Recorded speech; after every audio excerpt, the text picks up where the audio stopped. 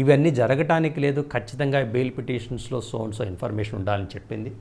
వాటన్నిటినీ కన్సాలిడేట్ చేస్తూ ఇప్పుడు నూతనంగా సుప్రీంకోర్టు ఏమంటే ఖచ్చితంగా కొన్ని స్టాండర్డ్ ఆస్పెక్ట్స్ని బెయిల్ పిటిషన్స్లో ఇన్కార్పొరేట్ చేయాలని చెప్తుంది.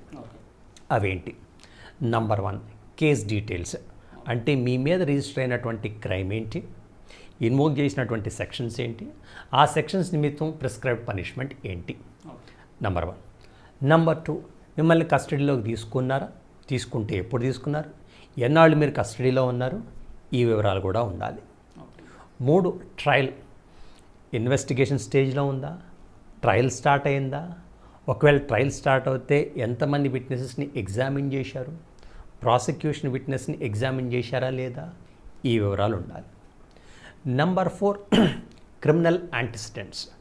అంటే ఈ పర్టికులర్ క్రైమ్ కాకుండా అంతకుముందు లేదా వేరే కేసులు ఏమైనా రిజిస్టర్ అయి ఉన్నాయా, వాటి వివరాలు ఏంటి, ఈ క్రిమినల్ యాంటిసిడెంట్స్ అన్నీ కూడా తప్పనిసరిగా బెయిల్ పిటిషన్లో ఉండాలి. Number 5, previous bail applications.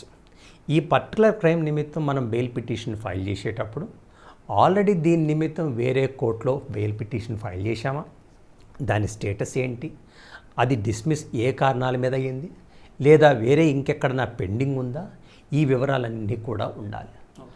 Lastly, coercive processes. అంటే బెయిలీ నిమిత్తం, అంటే ఎవరైతే బెయిల్ అప్లై చేసుకుంటున్నారో వాళ్ళ నిమిత్తం కోర్టు ఏమన్నా NBW, non bailable warrant issue చేసిందా, లేదా ప్రొక్లైమ్డ్ అఫెండర్గా డిక్లేర్ చేసిందా, ఈ వివరాలు కూడా ఉండాలి. సో ఈ 6 ఆస్పెక్ట్స్ ఖచ్చితంగా ప్రతి బెయిల్ పిటిషన్లో కూడా పిటిషనర్ మెన్షన్ చేయాలి, క్లారిఫై చేయాలి. వీటిని కానీ మెన్షన్ చేయకుంటే మనం ఇనీషియల్గా చెప్పుకున్నటువంటి ఆస్పెక్ట్స్ని పక్కన పెట్టేసి కేవలం సప్రెషన్ ఆఫ్ ఫ్యాక్ట్స్ అనేటువంటి ఒక్క గ్రౌండ్ మీద మీ యొక్క బెయిల్ పిటిషన్ డిస్మిస్ చేసేటువంటి అవకాశం ఉంది. ఎవరైతే నిందితునికి సంబంధించి పాత రికార్డ్స్ కూడా సమర్పించాలంటే పాత కేసుల వివరాలు కూడా సమర్పించాలంట. సో జనరల్గా బెయిల్ ఇచ్చేటప్పుడు ఆ పర్టికులర్ కేసులో ఆ వ్యక్తి యొక్క పాత్ర ఏముందనేది మెయిన్గా ఎక్కువ చూసేటువంటి అవకాశం ఉంటుంది. అంటే మరి ఎందుకు పాత రికార్డ్స్ని కూడా అడగడం అంటే ఏమనుకోవాలి? రైట్. ఫర్ ఎగ్జాంపుల్, ఒక పర్టికులర్ క్రైమ్లో మల్టిపుల్ అక్యూజ్డ్ ఉంటారు.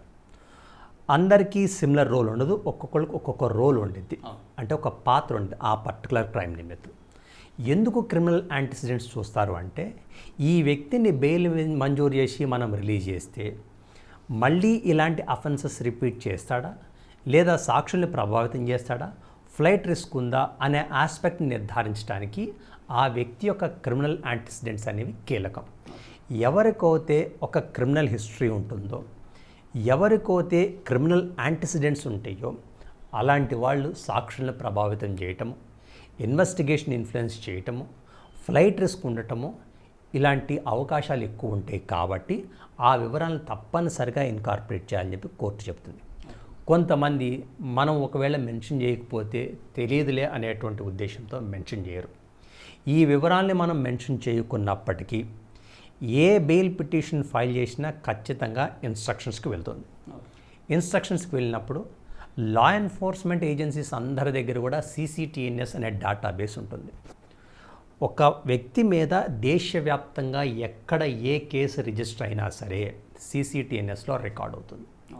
CCTNS అనేది లా ఎన్ఫోర్స్మెంట్ ఏజెన్సీస్ అందరికీ కూడా యాక్సెస్ ఉంటుంది. కాబట్టి మీ యొక్క డీటెయిల్స్ ఎంటర్ చేసిన వెంటనే రాజస్థాన్ అవ్వచ్చు, కాశ్మీర్ అవ్వచ్చు, లేదంటే కన్యాకుమారి అవ్వచ్చు, అరుణాచల్ ప్రదేశ్ అవ్వచ్చు, ఎక్కడ FIR నమోదైనా సరే అది బయటకు వచ్చేస్తుంది.